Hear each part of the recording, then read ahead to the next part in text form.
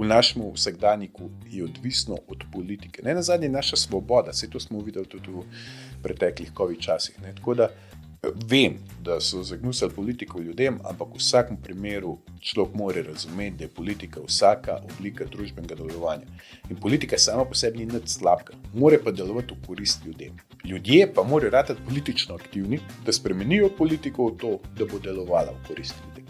Mogoče to neka dobra taktika, da ti v bistvu tisti, ki so itak zate, jim ne bo zagnusil s svojim delovanjem, unim, ki pa bi glasovali mogoče za nekoga drugega, za nekoga novega. Ja, ga pa odbiti, uspavati. Ne.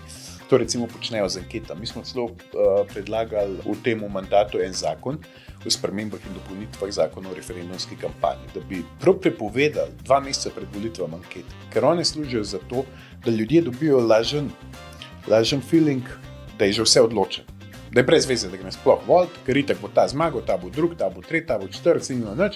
Ki bi ga jaz mogoče rad volil, ne more prebiti cenzusa in bom vrgel za ston glas stran. Ne? In to je ta medijska manipulacija, ki jo oni počnejo pač s tem plačanim anketom. Ne? To so tiste stvari, ki uspavajo ljudi, da ostanejo doma. Marsikdo bi mogoče še šel, pa ravno ta retorika, ki si jo ti zdaj omenil, ne, jih prepriča, da ostanejo doma.